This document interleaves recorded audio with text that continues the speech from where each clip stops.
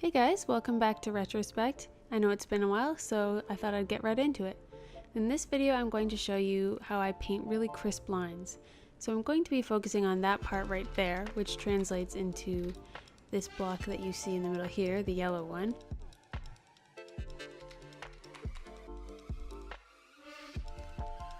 And this is some of the stuff I'll need. So I'm going to use a cutting mat and a ruler, and I've got an X-Acto blade here, very important, and some scissors. Make sure they're sharp, otherwise you'll just make it so much harder for yourself. And the tape I'm using right now is 3M Scotch Blue tape with safe release edge lock something or other. I find this one is working pretty well for me so far. It doesn't leave any residue, and it's been pretty consistent with holding up to the painting that I'm doing. So what I like to do is just eyeball it, make sure it's nice and straight, and just use the X-Acto blade to go over it lightly. You don't want to press too much into it because then you'll sort of smudge the tape down. So just some nice light strokes to get really thin pieces of tape like the one I've got here.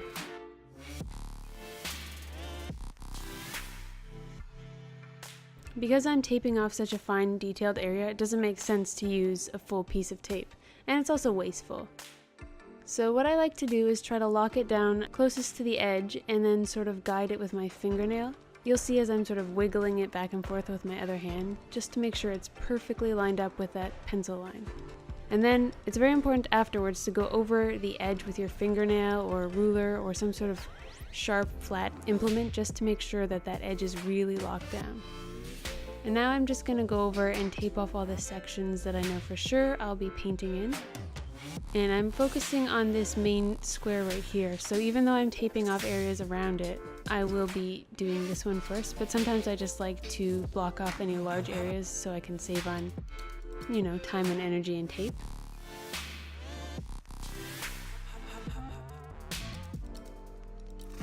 Make sure any place you have tape that overlaps another piece, like right in those corners there, really press that down because that's another place that can gap and that can have paint leaking out of, so be very careful with that. So you see how there's 3 yellow sections here? I'm going to paint them all individually so that I get kind of a visual crease or seam in my painting. That's just a personal choice. You don't have to do that. I mean, you don't have to make work like I do, but for this case, that is why I'm taping it off as individual sections as opposed to just painting all of the yellow in one go. So I'm using my Winsor Newton Series 7 Sable brush because it's nice and soft. And I like to make sure I have a healthy amount of water and paint mixed together, and then a bucket of water nearby. What's really important with this technique is to have a very fluid consistency of your paint. So you don't want it to be too chunky and you don't want it to be too runny.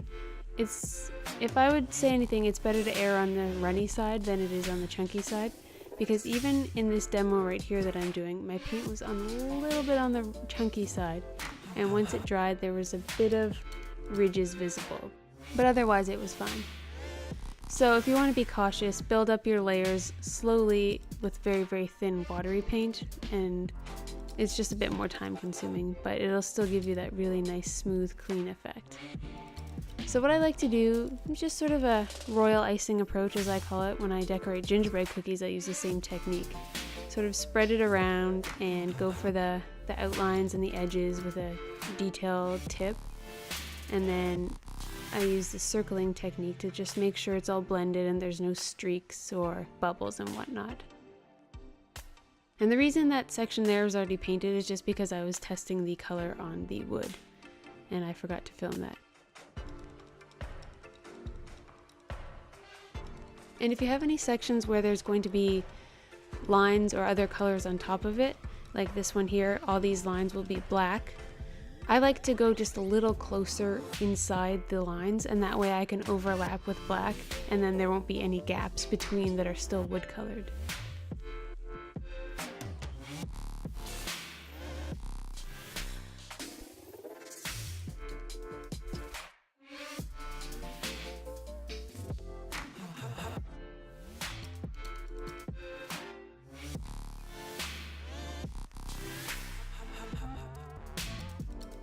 And here's my favorite part, the time lapse of just watching paint dry.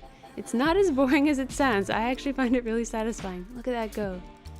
And basically you kind of have to, with this method, you just kind of have to let it dry, because if you're painting in too many areas, you're going to get, you know, smudges, your hand's going to go over a wet spot, and you're going to ruin the work you've done. So, you know, it's a patient process, and that's why it takes me a while.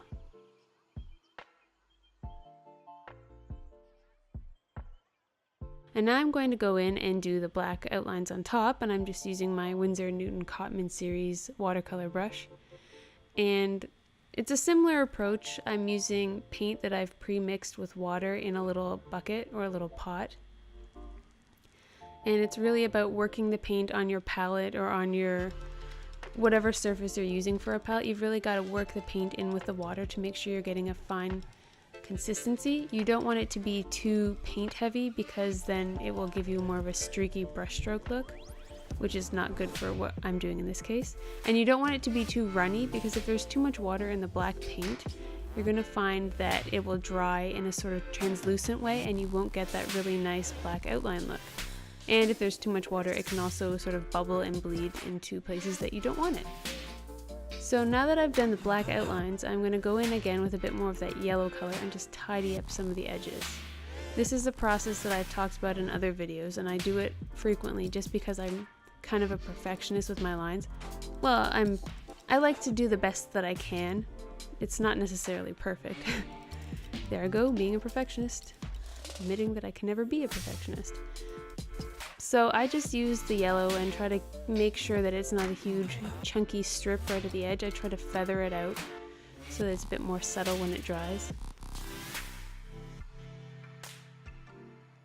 And now that it's dry, the best part is peeling off the tape. And if you're lucky, you will have nice crisp edges and no bleeding of paint under the tape. So this first stroke looks good. It's always a good feeling. You will notice that I have a little bit of bleeding coming up on the next piece, and I'll show you afterwards how I fix that. It's pretty easy. Just a tiny bit in the corner. Like I said, I am a bit of a perfectionist. So I'm going to leave that top piece of tape on because I'm going to do the adjacent yellow panel afterwards. But for now, let me just show you. I use an X-Acto knife again, and you just sort of scrape it off very carefully. If you've painted, say that area that I'm scraping was already painted, you know, then it's just a matter of taking whatever color the yellow overlapped on and then painting over that. But if it's going on somewhere where you want it to be wood colored or even paper, lightly use an X-Acto knife to scrape it off. So that is my approach for how I make really crisp, smooth lines and flat shapes like that. The finished painting is actually posted up on my Instagram now, so you can go over there and have a look at it. The link is in my bio. And I hope you guys enjoyed watching this video. I'll see you in the next one. Bye!